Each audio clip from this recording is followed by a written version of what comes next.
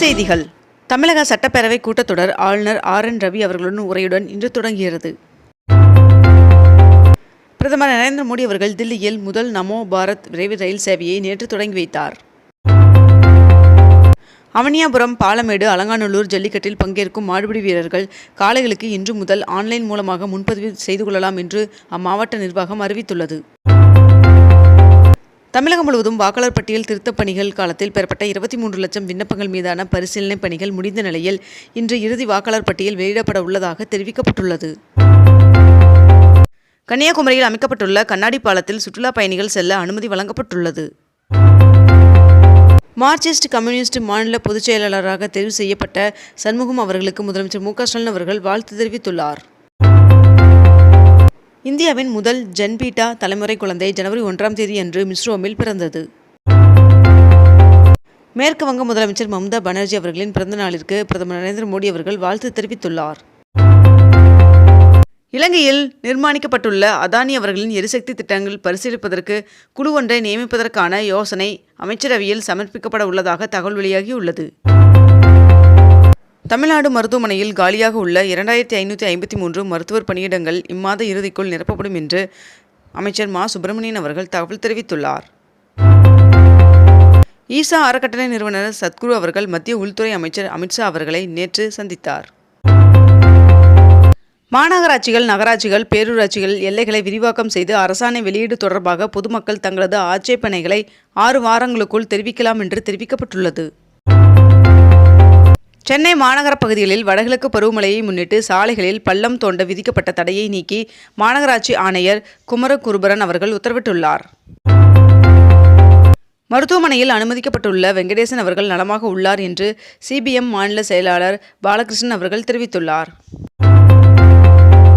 சிந்துவெளி பண்பாட்டு கண்டுபிடிப்பு 100ஆண்டு நிறைவு விழாவை ஒட்டி பன்னாட்டு கருத்தரங்கை முதலமைச்சர் மு.க.ஸ்டாலின் அவர்கள் தொடங்கி வைத்துள்ளார். பழனி முருகன் சுவாமி கோவிலில் காலி பணியிடங்களை நிரப்ப அறிவிப்பு வெளியாகியுள்ளது. மொத்தம் 296 பணியிடங்கள் நிரப்பப்பட உள்ளதாகவும் மேலும் இப்பணியிடங்களுக்கு விண்ணப்பிக்கலாம் என்றும் தெரிவிக்கப்பட்டுள்ளது.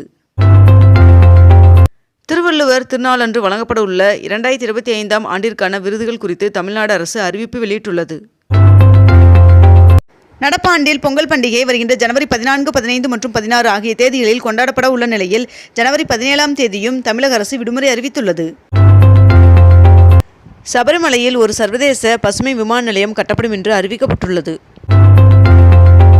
விண்வெளியில் தாவர விதையை முளைக்க வைத்து இஸ்ரோ சாதனை படைத்துள்ளது. ஆவின் நிறுவனத்தின் ஐஸ்கிரீம் வகைகளை பொதுமக்கள் எளிதில் பெற நடவடிக்கை எடுக்கப்பட்டுள்ளதாக தகவல் தெரிவிக்கப்பட்டுள்ளது. இன்று முதல் கர்நாடக மாநிலத்தில் அரசு பேருந்து கட்டணம் 15% உயர்த்தப்பட உள்ளதாக தெரிவிக்கப்பட்டுள்ளது. அரசு பள்ளிகளில் ஆண்டு விழா நடத்த 14 கோடி ரூபாய் ஒதுக்கீடு செய்து தமிழ்நாடு அரசு உத்தரவு பிறப்பித்துள்ளது. சென்னை ஆவடி அருகே முகசிதைவால் பாதிக்கப்பட்டு மீண்ட சிறுமி டானியா அவர்களுக்கு முதலமைச்சர் மு.க.ஸ்டாலின் அவர்கள் வீடு வழங்கினார். தமிழகத்தில் பொங்கல் பண்டிகைக்கு சிறப்பு பேருந்துகள் இயக்குவது தொடர்பாக இன்று தலைமைச் செயலகத்தில் போக்குவரத்துறை அமைச்சர் சிவசங்கர் அவர்களின் தலைமையில் ஆலோசனைக் கூட்டம் நடைபெற உள்ளதாக தெரிவிக்கப்பட்டுள்ளது. வருகின்ற 20ஆம் தேதி அமெரிக்க அதிபராக டொனால்ட் ட்ரம்ப் அவர்கள் பதவியேற்கும் நிலையில் அவர் மீதான நிதி முறைகேடு வழக்கில் 10ஆம் தேதி தண்டனை விவரங்கள் வெளியிடப்படும் என்று நியூயார்க் நீதிமன்றம் அறிவித்துள்ளது. ஆம்ஸ்ட்ராங் அவர்களின் கொலை வழக்கின் விசாரணையை வருகின்ற 10ஆம் தேதிக்கு ஒத்திவைத்து உத்தரவிடப்பட்டுள்ளது. சென்னை தேனாம்பேட்டையில் கழிவுநீர் அகற்றும் வாகனங்களின் செயல்பாடுகள் குறித்து முதலமைச்சர் மு.க.ஸ்டாலின் அவர்கள் ஆய்வு மேற்கொண்டுள்ளார். சபரிமலைக்கு ஒரு சர்வதேச பசுமை விமான நிலையம் கட்டப்படும் என்று அறிவிக்கப்பட்டுள்ளது.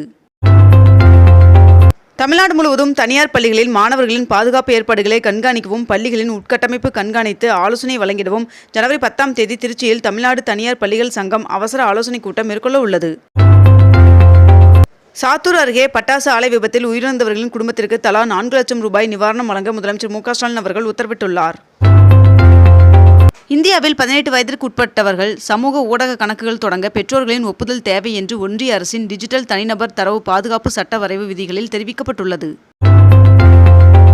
தமிழகத்தில் ஈரோடு, திருப்பூர், மதுரை, தஞ்சாவூர், திண்டுக்கல், திருச்சி உள்ளிட்ட மாவட்டங்களில் சாலை விரிவாக்க பணிகளுக்கு நிதி ஒதுக்கப்பட்டுள்ளதாக மத்திய அமைச்சர் நிதின் கட்கரி அவர்கள் தெரிவித்துள்ளார்.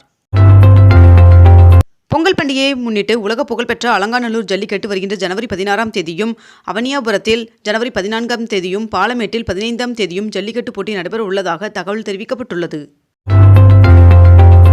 வருகின்ற ஜனவரி 21 மற்றும் 22 ஆகிய தேதிகளில் சிவகங்கையில் முதலமைச்சர் மு.க. ஸ்டாலின் அவர்கள் சுற்றுப்பயணம் செய்ய உள்ளார் என்று அமைச்சர் பெரியகருப்பன் அவர்கள் தகவல் தெரிவித்துள்ளார். முதலமைச்சர் மு.க. ஸ்டாலின் அவர்களின் தலைமையிலான திமுக ஆட்சியில் 40 மாதங்களில் 1666 புதிய நியாய விலைக் கடைகள் திறக்கப்பட்டுள்ளது என்று தெரிவிக்கப்பட்டுள்ளது. பொங்கல் பண்டிகையை ஒட்டி சென்னையில் ஜனவரி 4, 5, 11 மற்றும் 12 ஆகிய தேதிகளில் கூடுதலாக 50 மாநகர பேருந்துகள் இயக்கப்பட உள்ளதாக தெரிவிக்கப்பட்டுள்ளது. தாம்பரம் திருச்சி இடையே மேற்கண்ட இந்த தேதிகளில் ஜன் சதாப்தி சிறப்பு அதிர் விரைவு ரயில் இயக்கப்படும் என்று தெற்கு ரயில்வே அறிவித்துள்ளது. புதுச்சேரியில் பொங்கல் பண்டிகையை ஒட்டி ரேஷன் அட்டைதாரர்களுக்கு பொங்கல் சிறப்பு பொருட்கள் தொகுப்பிற்கு பதிலாக தலா ₹750 ரொக்கம் கொடுக்க புதுச்சேரி அரசு முடிவு செய்துள்ளதாக தகவல் வெளியாகியுள்ளது. சிதம்பரம் நடராஜர் கோவில் ஆருத்ரா தரிசனத்தை முன்னிட்டு வருகின்ற ஜனவரி 13ஆம் தேதியன்று கடலூர் மாவட்டத்திற்கு உள்ளூர் விடுமுறை அறிவிக்கப்பட்டுள்ளது. பொங்கல் பண்டிகையை முன்னிட்டு நெல்லை, கன்னியாகுமரி, நாகர்கோவில், ராமநாதபுரம் ஆகிய மாவட்டத்திற்கு சிறப்பு ரயில்கள் இயக்கப்பட உள்ளதாக தெரிவிக்கப்பட்டுள்ளது. தெலுங்கு நடிகர் அல்லு அர்ஜுனா அவர்களுக்கு ஹைதராபாத் நீதிமன்றம் ஜாமீன் வழங்கியுள்ளது. மேலும் ₹1,00,000 பிணைத்தொகை செலுத்தவும் நடிகர் அல்லு அர்ஜுன் அவர்களுக்கு நீதிமன்றம் உத்தரவிட்டுள்ளது. நீர்வளத்துறை அமைச்சர் துரைமுருகன் அவர்கள் நீர்வளத்துறையின் மூலம் சிறந்த முறையில் பராமரிக்கப்பட்ட 6 அணைகளுக்கான சிறந்த அணை பராமரிப்பு விருதினை வழங்கினார். சட்டமன்ற கூட்டத்தொடர் வருகின்ற 6ஆம் தேதி தொடங்க உள்ள நிலையில் ஆளுநர் RN ரவி அவர்களுடன் சபாநாயகர் அப்பாவு அவர்கள் சந்தித்துள்ளார். சென்னை பார்த்தசாரதி கோவிலில் சொர்க்கவாசல் வருகின்ற ஜனவரி 10ஆம் தேதி திறக்கப்பட உள்ளது. மேட்டூர் அணையிலிருந்து டெல்டா பாசனத்திற்கு நீர் திறப்பு வினாடிக்கு 12,000 கனஅடியாக அதிகரிக்கப்பட்டுள்ளது. சென்னையில் உள்ள தொழில் முனைவோர் மேம்பாடு மற்றும் கண்டுபிடிப்பு நிறுவனம் மின்னணு வர்த்தகம் என்ற தலைப்பில் 3 நாட்கள் பயிற்சி வகுப்பு நடத்த உள்ளது. தாட்கோ மூலம் 12ஆம் வகுப்பு அல்லது பட்டப்படிப்பு முடித்த ஆதிதிராவிடர் மற்றும் பழங்குடியினத்தை சேர்ந்தவர்களுக்கு சர்வதேச விமான நிலையத்தில் பணிபுரிய பயிற்சி அளிக்கப்பட உள்ளதாக தகவல் தெரிவிக்கப்பட்டுள்ளது.